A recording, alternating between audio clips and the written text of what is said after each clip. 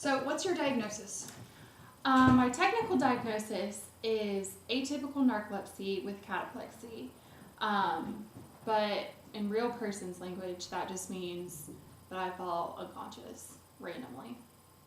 So far in your life, are there any comorbidities that you've already had to face and deal with? So after I was diagnosed, I developed like a major depressive disorder and generalized anxiety disorder. I've also, from like the random falls, I've had 4 concussions, several broken bones, and my medicine caused me to have high blood pressure. Okay. Well, how does this chronic illness affect you right now in your life?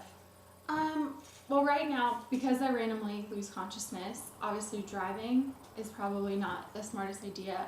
Thankfully, I can tell when I'm going to start having problems or not feeling well, so I usually just don't drive at that time.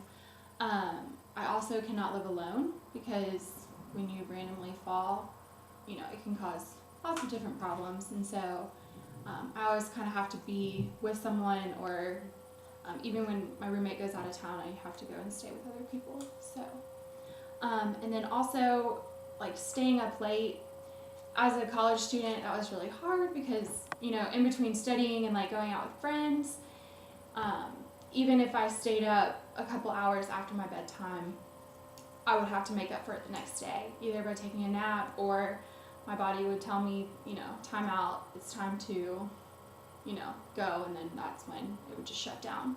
So just, it affects a lot of different like spheres. So how do you anticipate that this diagnosis will affect your life when you're in middle adulthood?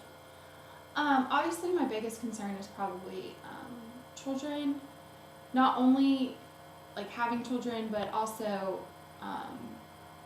you know, like being there for them, and like if I can't drive myself around, like how am I going to be safe enough to drive them around, and you know, staying up with them, or you know, and then with narcolepsy being an autoimmune disease, it increases like my children's susceptibility to developing an autoimmune, and that could be anything from cancer to rheumatoid arthritis or anything like that. And then work is a big thing.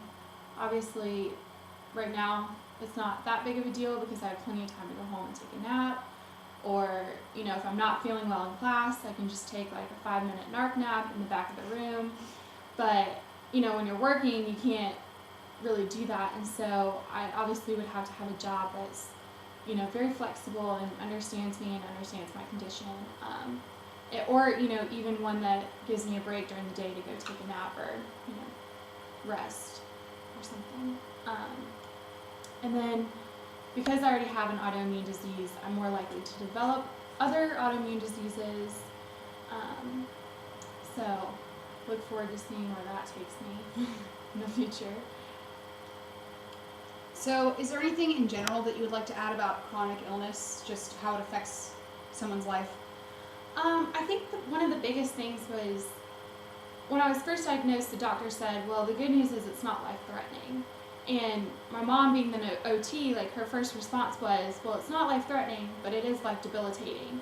And so I think, like, as an OT, it's important that we kind of like get past the medical, like how it medically influences them, and think about like how this is going to affect their social life, their emotion, like it affects so many different things, and like, and how they function in daily activities, and like things that like the doctors didn't even consider would affect me, like falling down the stairs, and you know, safety precautions and stuff like that. And so yeah. All right, thank you so much. No problem.